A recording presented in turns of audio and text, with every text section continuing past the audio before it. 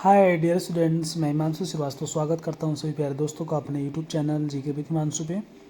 आइए दोस्तों, आज हम लोग बात करने वाले हैं दर्रों के बारे में। यानी कि हम लोग यहाँ पे दर्रों के बारे में बात करेंगे। भारत में जितने दर्रे हैं उसके बारे में हम यहाँ पे चर्चा करने वाले हैं। तो सर्वप्रथम हमको देखना पड़ेगा कि दर्रों की परिभाषा क्या है।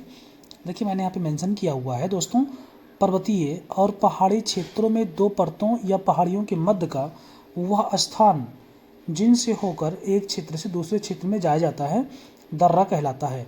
यानी कि दो पहाड़ी क्षेत्र हैं और उसके मध्य में जो ये रास्ता गया इसी को दर्रा कहते हैं। जो कि एक स्थान ये है, दूसरा स्थान ये है। इसी को हम लोग, ये बीच वाला जो गया रास्ता, इसी को हम दर्रा के नाम से जानते हैं दोस्तों। देखिए, जैसे मैंने यहाँ पे फिगर के सहित यहाँ पे मैंने दर्शाया हुआ है। फिगर आप लोग, आई होप आप लोग देख पा रहे होंगे। कौन सा दर्रा किस राज्य में पड़ता है मैंने यहाँ पे डिटेल में चर्चा किया हुआ है। तो आइए एक एक करके इसको हम लोग देख लेते हैं, फिगर को समझ लेते हैं। जैसे आप देखेंगे, बुर्जिला दर्रा जम्मू कश्मीर में, जोजिला जम्मू कश्मीर में, पीर पंजाल दर्रा जम्मू कश्मीर में, बनिहाल दर्रा जम्मू कश्मीर में, बड़ालाचला दर्रा हिमाचल प्रदेश में, रोहतांग हिमाचल प्रदेश में, सिक्किला हिमाचल प्रदेश में।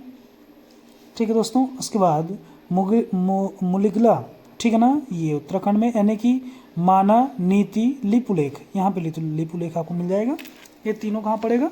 ये उत्तराखंड में पड़ेगा दोस्तों। माना, नीति और लिपुलेख, ये तीनों बहुत ही इंपॉर्टेंट दर्रे, इसको आप लोग ध्यान रखिएगा। बाकी आप देखेंगे यहाँ पे नाथुला दर्रा सिक्किम में, जलेपला सिक्किम में, बौंडीला अरुणाचल प्रदेश में, यांगियाब अरुणाचल प्रदेश में। ये वही यांगियाब है दोस्तों, जिससे अरुणाचल प्रदेश, वो क्या नाम है, ब्रह्मपुत्र नदी जो आती है भारत में, वही यांगियाब दर्रा है, अरुणाचल प्रदेश में पड़ता है। और तोजू दर्रा दोस्तों मणिपुर में, इसको भी आप लोग ध्यान रखिएगा कि तोजू दर्रा आपका, ठीक है, मणिपुर में इसको है, आप इसको ध्यान रखेंगे। ये कुछ इंपॉर्टेंट पॉइंट्स को मैं लिख रखा हूँ, इसको भी आप लोग देख लेंगे। देखिए, दर्रा और उसका क्षेत्र कहाँ पे पड़ेगा, मैंने अलग से आपके लिए इसको अलग से किया हुआ है। आप लोग इसको देख लेंगे और याद भी कर लेंगे, दर्रा और उसका क्षेत्र। देखिए, लद्दाख में कौन कौन से दर्रे हैं। लद्दाख में दर्रों को देखेंगे हम लोग।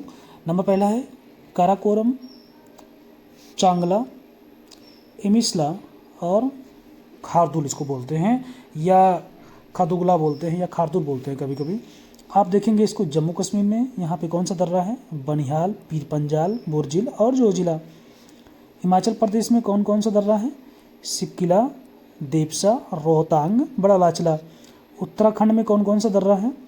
माना, मुलिगला, नीति, लिपुलेख दर्रा कहाँ पड़ेगा?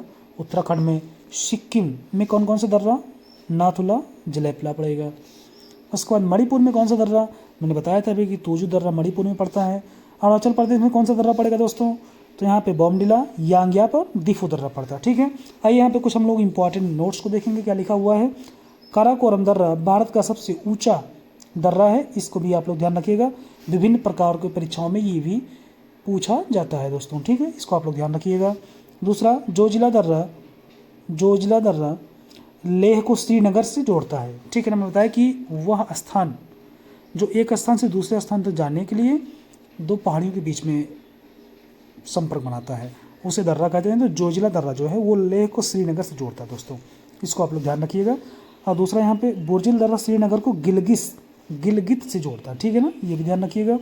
पीर पंजाल दर्रा जम्मू को पूंछवा राजौरी से जोड़ता है।